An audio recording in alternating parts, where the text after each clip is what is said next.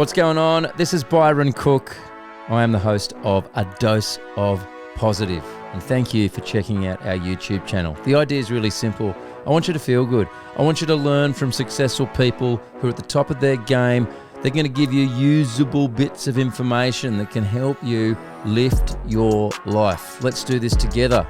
Enjoy. We're live. That's it. We are ready to go. Did you press record? Yeah. Then we're on. Toby, we're on. Game on. Welcome to A Dose of Positive, mate. Mate, welcome to Creative Cubes. Thank you. Now, this is interesting. This is a different backdrop. For those of us who watch the YouTube channel, A Dose of Positive on YouTube, you can see this is with respect to my immaculate apartment. Look, this is next level. Thank you for hosting me at your newest facility in Collingwood in Melbourne. Appreciate you. Thank you for coming by. It is Tobi Skovron. He is the founder of Creative Cubes. It's a great story, and there's plenty of forums for more hard-nosed business conversations. This is A Dose of Positive. This is about positive energy for everyone, whether they're interested in business or they just generally want to improve their life in some way and just feel good. Yep. Listen to a couple of people talk for 20 minutes and at the end of it go, there's something I can take out of this. God, I feel good. Great. Yep. And so that you're the perfect guest. Thank you. Firstly, before we get into it, in terms of where I want to take this conversation, which is very much around relationships, because when I think of relationships, you're the guy, like, you know everyone. I know a lot of people. You know so many people. Yes. So I want to talk to you about the importance of relationships, both professional ones, personal ones. Sometimes the line blurs, in fact. Yep. Friends can become business colleagues and Vice versa. Yep. The quick pitch on Creative Cubes for those who've come into my podcast and need to understand this business that you have built. Yeah, so from the get-go, a lot of people come to us because they have office accommodation needs. I need a co-working space, I need a meeting room, I need an event space, I need a 2-person, 5-person, 10-person, 50-person private office. So they come to us because they have that need. They actually end up staying with us long-term because of the relationships and the culture that we foster here at Creative Cubes. The mandate here is to deliver happiness. A Dose of Positive kind of intersects beautifully with that. But we have our own happiness team on site at all properties. In fact, the biggest division here at Creative Cubes is the happiness team. And they are that culture layer, and they are that glue that bonds, a high scale tech startup with a traditional food KFC, fast food company, right? And we're the glue between those to sort of bring those worlds together, flex them in, flex them out, run incredible events on sites for and on behalf, with and for, and it really is an addictive place to be. Yeah, it's funny, the happiness team, just to put it into context, just from my point of view, every Creative Cubes I've been to, South Melbourne, Carlton, this new one at Collingwood, you walk into a Creative Cubes and the first thing you see is this big yellow sign that says happiness, and they're the people at the front. They're always a great energy. Yes. And so I suppose that's where the happiness team's role starts, is they are the first impression, if you like, for what you guys are doing. Not exclusively, but yes, you're right. So they're the first impression for greeting people on property, but they may not be representing Creative Cubes. They might be representing Gammy Chicken and Beer. They may be representing Karen Williams and Associates. They may be representing Purpose Productions. The people and the companies that reside within, the happiness team is the first touch. Right. And it's not necessarily because they're coming to Creative Cubes. Of course. They might be coming to see James or Byron. Right. So they have to reflect, I suppose, the values and the energy of all of your people that are tenants inside of this place. Yeah, wow. So it's a huge job. And what you do, that comes with a responsibility, because you're not representing just yourselves, but you're representing everybody. Correct. Right. Yeah, Huge. and I think that plays into why people are here long term. The client that comes to see, let's say, Karen Williams, for example, rocks up and says, "Hi, I'm here to see Karen Williams." No problem. Can we get you a coffee? Can we get you this? We've got a meeting room over here, books beer. They're not too intuitive in line or really of the understanding that we don't work for Karen, but we do work for Karen, right? But we are hyper focused on making sure that Karen's clients and Jun's clients and James's clients and anyone else's clients that come to Creative Cubes are met with happiness. Yeah, look, and this is where I wanted to really probably go a little deeper with you. You have built this business and it's a phenomenal success and you should be very proud. And I know the nature of how you operate is you're looking for the next thing, And so you probably don't sit around too often and, take I feel stock. like I'm somewhere between bunting the ball and making it to first base. Right. But for everyone else, it's like 2 home runs. It looks to be, a pretty solid innings. Yeah. Relationships, mate. And there have been far too many conversations. I don't even want to say the P word, but what we've been through over the last few years, I genuinely believe now, at least from my point of view, I don't want to be isolated. I do not want to be at home. I have said no to so many Zoom meetings. I've actually flown to Sydney to have a meeting with someone. That's how much I don't want to have a Zoom meeting. Totally. Right? Yeah. I think there's something really special. I try and, in fact, a dose of positive so far. I haven't done one remote interview, and if I can get away with it, I won't do one remote interview. I think whilst we went, wow, look what we can do with technology because we were forced to and we had to, it's not a preference for most people, and you cannot beat face-to-face. Have you been getting a lot of that feedback since what we all went through? Yeah. So when the proverbial hit the fan, we sell office space really from a commodity level. We don't really like office space as a vehicle for what we do, right? We're not in the office space business, but we are. People ran for the hills, right? And it was a really hard place to be, a really hard business to be in. Coming off the back of restrictions easing, we surge. It's almost like we are, the vehicle itself, Creative Cubes, is the canary in the coal mine. And the second there's life and energy, and the party's on, it's gangbusters around here. When we're imposed restrictions and all that sort of stuff, like we drop pretty quickly as well, right? Inquiry drops, the property drop. But for the most part, with the pandemic coming to an end on Wednesday, we're on fire right now. Yeah. Which is a great place to be. The traditional office space is taking a massive beating because people do want to be around their colleagues, but they're not inspired by the corporate HQ. And so we're that, not necessarily a halfway house, but we're a place where people love to be. And the people that are working inside here are growing like wildfire right now. Some people, I know some personally, who are very introverted, shy, and in some ways enjoyed lockdown. Yep. They actually liked it. I understand that. And I think even people like myself and yourself, we are generally extroverted. I mean, I speak for a living. You're constantly speaking in front of people. Even in our more compromising moments, we might not always feel like being social. We might have days where we'd like to sort of stay at home and not be social. For the most part, we're social, but sometimes we want to. It amazes me the amount of times when I haven't felt like going somewhere, whether it's socially or in business, but I've persisted anyway, and I've gone to that party where I woke up going, no, I don't know anyone there. Best I feel a night bit... ever. Best night ever. Yeah, they always work out, and you meet people, and sometimes you have to push yourself through that comfort zone, but the rewards, whether it is social or business. So, you will come across people who do want to better their business and grow their networks, who maybe a part of them likes working from home because, I just get to be in my little bubble and, it's my ecosystem and I do what I want. But the opportunities Yes. here, Yes. even if you are a bit of an introvert, Yes. like you just got to push through it, don't you? So there's so much to unpack there, right? Often the most successful things you'll ever do are on the opposite side of the comfort zone, right? And pushing yourself out to do something is far more rewarding than staying closed. If you want to work from home, that's great. But are you meeting your client at your kitchen table or in your front living room or, in your apartment?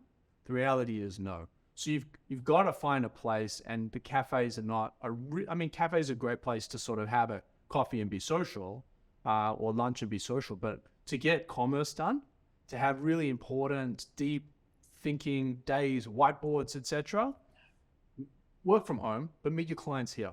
And that's sort of been off the back of the pandemic, that's been something that's really worked really nicely for us. And then once they've come in, to your point, push myself to get to that party or that outing or I'm not really into it. And then I go, I was like, oh, that was the best night ever. People come here going, oh, I haven't really, and they come here and then like, wow, can I get a desk? Can I get a meeting room for 2 days in 3 weeks time? Because I've got this really important project that I'm unfolding. Yeah. So yeah, I think most of the reward is on the other side of the comfort zone. If you think about just going to the gym and getting up early, I get up at 4:30 every morning. I don't love it, but geez, I feel great when I've done it. And so, push yourself. That's a great way to look at growing a business, I think. That exact quote, that most success is on that other side of that comfort zone. And something like seeing Creative Cubes, having a look around, if you're working from home, that you might not feel like you're ready for that. You might not feel like you want to do that, but just rock up and see what can come of it. Where did your knack for relationships start? Because I touched on this at the start. You know lots and lots of people. There's only one other guy that I know who knows as many people as you. He's a guy called Sat Bisler. He's in Los Angeles, and he knows everybody in the music industry, literally everybody. Sure. Record labels, artists, managers, and he's the king of the email intro. Hey, Byron, you need to meet this person. You need to meet this person. And he'll CC people, and all he does is just network. I don't know. He seems to have it all in his head. Yeah. Where did it start for you, and how the hell do you remember everybody that you know? So what's important to me is a priority to me. Yeah. What's important to me is relationships. So pre-Creative Cubes, I was in a business that was in the pet space of all places, cats and dogs. And This is so random. Yeah, I used to manufacture pet products. And what I learned there from a real fundamentals position is the relationship that opens the door, and it's the relationship that closes the door once you're in it, that ultimately keeps the door bolted closed to competitors and all the rest of it. So as a entrepreneur running a pet business, my top 3 values within that organization, number 1 was relationships, number 2, relationships, and number 3, relationships, right? And I made that sacred and really, really important to me. And in return, I earned respect. And in return, I was able to deliver on product and service. And after a 10-year period, I had a significant exit, which, by the way, I'm living paycheck to paycheck at the moment, because I plowed it all back into Creative Cubes, because that journey was incredibly successful, but it was also incredibly lonely. And we didn't have pandemic in the early 2000s, but working from home was really isolating. And while I have a beautiful wife, and now I have beautiful kids, my mom, my sisters, and my family didn't really understand the trials and tribulations of business. And so building out Creative Cubes is really enabled me to surround other people that felt like I did back in the early 2000s, to be able to come together, network, have fun, enjoy their time. Byron, we're not here for a long time. I turned 42 yesterday. My dad died when he was 44. Yeah, man. Right? And so I think about, if my time is up in 2 years' time, which I don't think it is, right? But if it was, am I doing what I'm doing today? And am I enjoying myself today? And the answer to both those things is yes, because we're here for a good time, not a long time. And while Creative Cubes does have an element of really like having fun and having the right people in the right room and the party going, it's a place of business and commerce and a way for people to immerse themselves with like-minded people. And so the value of people, like people say, Creative Cubes real estate business, right? No, we're in the people business. Yeah. We just happen to use real estate as a vehicle to enable people to come together. But relationships is number 1, 2, and 3 for me. Yeah, and so it's that idea of pushing yourself, get out of that comfort zone in every conceivable way. I remember one of the first ever trade events I went to as a young radio disc jockey, and I had a bit of a side hustle as a production company that was doing some imaging work for radio stations. And I went to LA for the very first time, and it was one of these R&R convention type events. And I thought, oh, well, this is a business event, so I better bring all my business stuff and I better get ready to talk business to all these people. And I worked out a few days in, they were just all there to party. They could give a shit, right? Now, most of them were employees of big media businesses, so they didn't necessarily have skin in the game, and it was a bit of a annual rort for them, to be honest. Sure. But I worked out by the end of that, you actually had more chance getting business done if you just partied with them. Sure. To Yeah, what extent do you think that is a thing? Because honestly, I mean, I know it's only in certain situations, but partying with people, I've actually ended up doing quite a bit of business with people I met in nightclubs, to be honest. Yeah. I haven't. However, I get it. I was just in San Francisco last week for 4 days, right? I was there at Dreamforce. I was there to get shit done. But everything was, hey, can you meet me at this bar after hours at this bar? Right. So I get it. You kind of want to be amongst it to then give yourself optionality. I love basketball. I know you love basketball. Love it. I think about basketball every moment of the day. Wow. If I am dribbling and I pick up my dribble and I'm in the backcourt and the basket's 90 feet away and I've pulled up my dribble, I've got 2 options. I can shoot it. I'm in the backcourt, so I'm like too far away to shoot it, or I can pass it. You know, a great point guard takes the ball to the middle, keeps the dribble alive, which gives him 3 options: dribble, pass, or shoot. And if I'm close enough, I should be able to shoot. And if I'm not, I can pass it off, or I can dribble to get myself or the team in position. And so I just think about optionality at all times. Never close your eyes, never close yourself off to, are you going to a nightclub? I'm here to do business, saying thanks, but no thanks. Go. Keep your dribble alive and see where the game unfolds in front of you, right? And so I'm not into the party. I'm not into late nights. I get up at 4 a.m. every single day. However, I understand where opportunities on the other side of the uncomfortable lie. Which ironically for you is a nightclub. That is uncomfortable because you'd rather be in a gym. So I had someone in Australia at Salesforce nudging me to say, hey, you need to go to this, you need to go to that. And I'm like, I am taking bullets for the team here. What the hell am I doing here at a nightclub at 2 o'clock in the morning? And like all these types of things, all these messages, it's not me. Right. However, I understand where the opportunity is. And I understand that in order to go, it's the relationship that comes from whatever happens that sort of unfolds over the next 6, 12 days, 6, 12 months, 6, 12 years, that will put you in good place. Yeah. For business. And I suppose it's staying open to any scenario, but I just don't see many success stories. And I know, of course, we're both going to say this because I'm in here at Creative Cues, but I genuinely can't think of a success story of someone who was just isolated on their own in an empty room and went nuts and set up Amazon. Like I just don't see those stories. It never happened in isolation. I can't think of one. So you make an amazing point. Even if all of that was completely false and there was situation, we're not here for a long time. Yeah. Let's be here for a good time. Let's have a good time. Yeah. So business to one side, if there was, the 0.5% chance that someone's built Amazon or the equivalent, in a dark dungeon of their house in complete isolation, are they happy?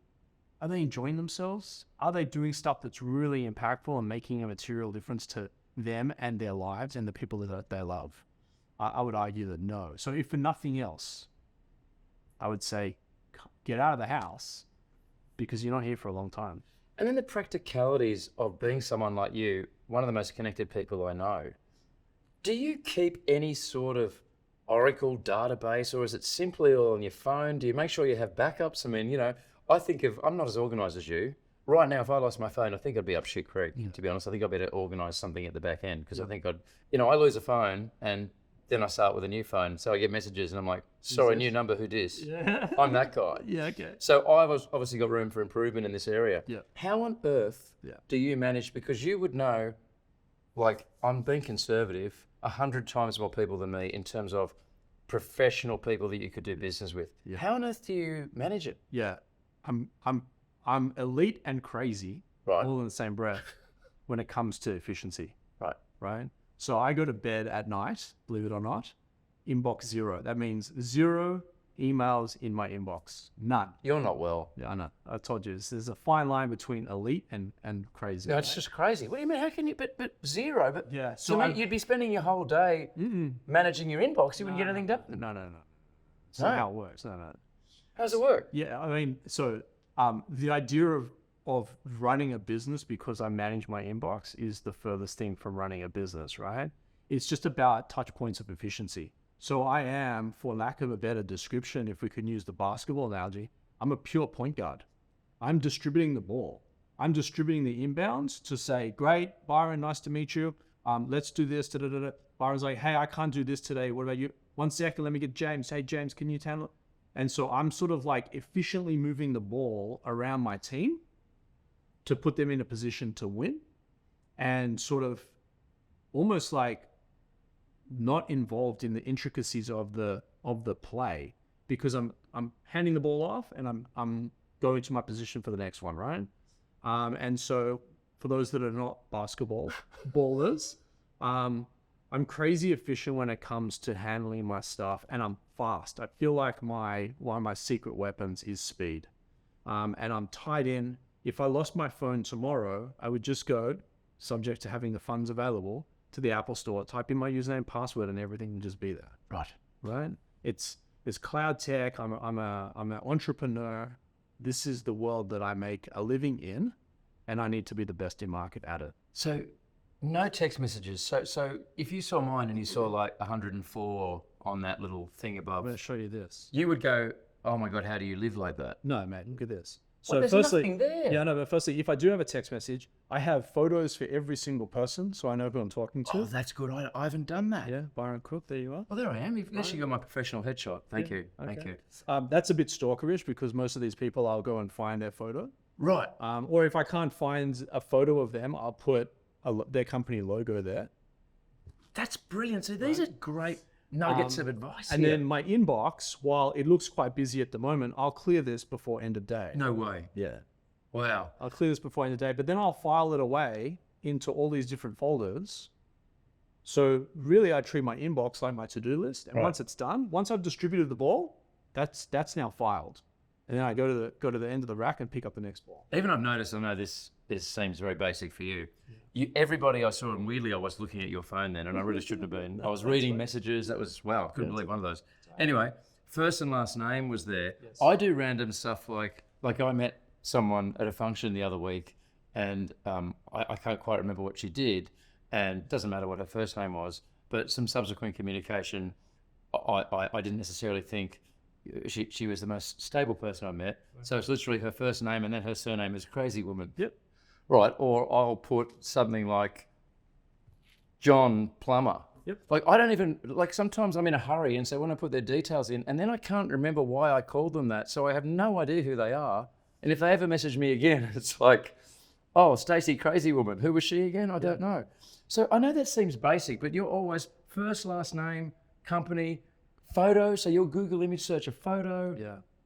And then it's all backed up on the cloud. So everyone you meet, you've got full name, picture. Do you put a little description or something? So in somewhere, like if I look at my wife in my phone. Well, I'd hope you know what she looked like. I hope so too. But if I look at my wife in the phone, just to bring her up, for what it's worth. This is... Yeah, no. So it's her name or her nickname? Yes. The most beautiful girl in the world is her job title. She's an emergency contact. I've got all of her details. I've got some notes about gates and access codes. I just saw the access code to get through his front gate, by the way. So yes and no. Yes. Okay. More often than not, it's the photo that triggers the memory for me. Right. So it's important for me to get that photo in, because when they email me randomly, oh, that's another rule, by the way, I'll get 180 emails before I wake up in the morning. Yeah, and yet you still keep it clear. 160 of them will go in the trash. Right. Because one, they don't have a photo. Two, and that's not the reason they aren't. It's just they're soliciting me and I don't know who they are. Right. I don't have a relationship. Right. And they're writing to me about how all these things they can do for me and my organization when they really have no idea about me and my organization. So there's a lot of stuff. Back to my basketball analogy. I'm on the free throw line. We're down by 1 point. The game's over. I've been fouled and I've got 2 shots. I hit 1, we tie. I hit 2, we win. I hit none, we lose. And there's this idiot in the backdrop going, hey, look at me. Wants the free chicken nuggets or whatever because you're going to miss both free throws. And so for me, I put this in my head from a mentality perspective. I blocked that person out. All I see is the rim and the ball And I've been through this motion a million times to be able to hit that shot every time. Wow. And so I try not to get distracted by the 180 emails, and I just focus on the 20 that are really important, and I go to the end of the world for those 20, and that's my job for the day, right? As an example. Okay. No. And so things like in business context, a cold call or a cold email or one of those hideous LinkedIn messages from someone that you've never met. Delete. They just go. Delete. Gone. No apologies, no remorse, delete. Wow, you're a savage. No, but you have to be. Yeah. Because I'm running a company that's doing tens of millions of dollars in revenue, that serves 4,000 to 5,000 people. I've got a direct report group of 4 team members and a company of 40, 50 staff. I can't get distracted by that guy behind the back. I've got to do my role in order to make us get the win. Oh, man. And it's not about me scoring 40 either, by the way, but it's about me making sure that, one, I'm distributing the ball to put my team in position to win. I believe in my team in their ability to score or stop. In other words, spend the money to get the marketing right and stop spending money where it's not relevant. Yep. Or blowing cash. It's not about money, how much money you make, but how much money you save, right? In business. And so at the end of the day, if my number gets called and I'm at that free throw line to take us for all their hard work, it's 99, 98, and I haven't scored a point all game, but I'm now called on to hit these 2 free throw shots from the line. The last thing I want to do to undo all their hard work is get distracted. Yeah. Wow. And that distraction, that's an analogy for, because I'm thinking now in this podcast, it's funny because it ends up being therapy for me and I get to learn off all these great people. You can call me anytime. Thank you, mate. No, I know that. And you've even got my photo and everything. You won't blow me off, which is great. No, but those distractions could be more than just emails. In life, we're faced with lots of things in life where it's some idiot behind the backboard, aren't we? In all areas of life. Every 15 minutes for me. Right. Every 15 minutes. So it's retaining that focus. Yeah. Being open to scenarios, like you would even consider going to a nightclub if it was for the right reasons. But it's being open to all different scenarios, but understanding that play that's going to help you make the shot versus any number of different things that are I'm now going to think about that in life. There's going to be things in life that are Yep. and then there's going to be things in life that should be in my inbox with the photo. Hey, and by the way, I'm confident enough to take a full 94-foot shot, right? If it's like a Hail Mary, it's not all about trying to get to the basket for the highest percent. It is about efficiency of trying to score at the most maximum amount of time. But I'll swing the fence as well. You're taking right? a few long range shots. Yeah. Right. And expect not to hit. Right. But I'll go to the nightclub. Right. Right. I'll take That's chance. a real long one. I'll take a chance. Right. But at the end of the day, I know that I'm most efficient when I've got a clear head, which is my 4 a.m. rise, my 5 a.m. exercise, my eating throughout the day is good, clean, and I am taking bite sizes of focus in order to get through the day. Man, I tell you, like on your vlog, which I really enjoy, your Creative Cubes vlog, you talk to guests, and it's been so cool to turn the tables because, man, this is great. You should talk to yourself on that vlog. That would be great. Now, I want to wrap up by discussing what's coming up at the time of recording this, keeping in mind this will live on the internet forever, so there's always going to be a new Creative Cubes whenever you're watching or listening to this popping up in Sydney or Melbourne or who knows where else. Yep.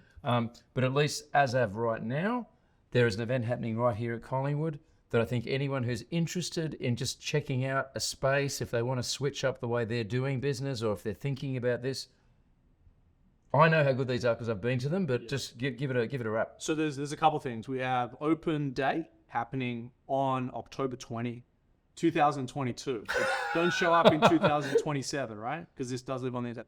2022, October 20, 2022, we have Open Day. Open Day is free access for anyone that wants to just kind of, I heard it on Byron's podcast.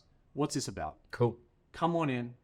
We will not only give you a space to work from for the day, we'll feed you. We've got vendors coming, we've got pizza coming, we've got gelati coming, we've got a whole bunch of local brewers.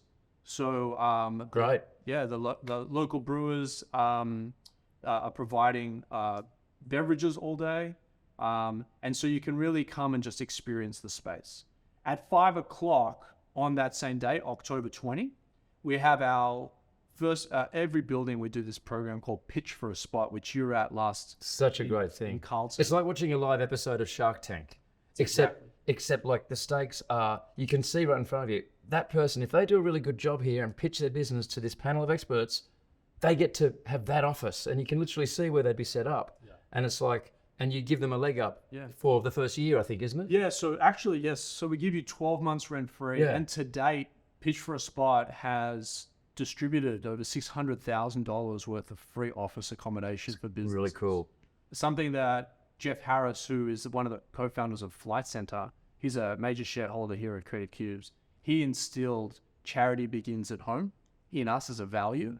And so our value is, hey, there could be other Tobis out there that have these amazing burning ideas in their head, and they just need to be put in the right environment to grow. Yeah.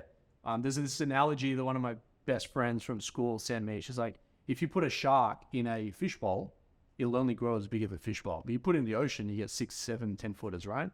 And so the analogy with us is charity begins at home.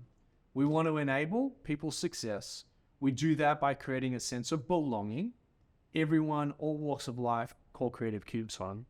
And we want to do that by leaning in, right? And so Pitch for a Spot is this season scale ups. So people that are revenue generating and looking to grow, continue to grow, can come to the effective of Shark Tank here at Collingwood, 5 o'clock on October 20, 2022, to pitch their business and their idea. It's not us to judge your business, but we want to basically get behind 10 companies to give them free space for 12 months, rent-free, to grow their business, their idea, their team in the right environment, which hopefully enables them tremendous success. And to date, I think we've done about 6 or 7 of these cohorts over the last 5 years, to the tune of $600,000. So good. Of free space given. And you know, and you end up in an environment with the likes of Tobi and all these other great positive people around you, and you can't help but gain from all of that as well, and like-minded people that are here. I did want to give a shout out before I go to James at Purpose Productions, because I have my own ecosystem. I have my own gear in my own studio, but I wanted to come here to you because I thought for the YouTube channel we could show off how pretty it is. Yep. And you said, well, let me put James onto the case. And James is a guy who, you know, has worked with Creative Cubes in the community and has a great story himself. James showed up in 2017 with a skateboard and a camera and an idea. See, how cool's that? Fast forward, you guys can't see, but all this is being shot on James's equipment. Man, we've got cameras everywhere. It's like a Hollywood production. Hey, James, get on the camera. Get over here. Get over here. He's probably using one right now. Come here. James has half a dozen team members that he employs. This bloke rocks up on a skateboard in 2017. Now look at him. I'm very, very proud of how he has not only grown, but also how he's contributed not only to the Creative Cubes community, but the environment and the neighborhood that he lives in. Yeah. This guy grew up with he's looking after his brother. Yep. His brother's part of Purpose Productions. He does all of our editing. And you know, and just he emceed. He was good. He killed it. Yeah. Like, I thought I might have got that gig, but James is much better. No. He's very, very good. We only deal with professionals. No, but you're a legend. Good on you, James. So Purpose Productions have knocked this together for me, which I really appreciate. Somehow you're a guest on my podcast, but I'm using all of your equipment and all of your space. So that goes to show the importance of relationship building. 100%. Doesn't it? 100%. And I consider you a mate. And I think that was a really unique insight into a pretty twisted human. Yeah. But someone who's done really well, and there's lots to learn from your journey, which I know continues. So creativecubes.co, is it not, online? Mm-hmm. And thank you, mate. Continued success. I will be here for Pitch for a Spot, just in the front row. I love seeing people pitch their ideas and then the really constructive feedback that these people get from some absolute industry gurus that, again, are all your mates. Yeah, it's a great night. Highly recommend it if you're in Melbourne. Collingwood, October 20. And of course, whenever you're watching this, I know there's some really exciting plans in Sydney and elsewhere in the world, which we'll have to talk about another time. That's it, man. Thank you very much for coming to my place to be on your show. I know. With my equipment. Yeah. But with you as the host. I look forward to you doing your vlog at my place. Can't wait. Tobi Skovron, guys. Thank you, everyone. On a dose of positive.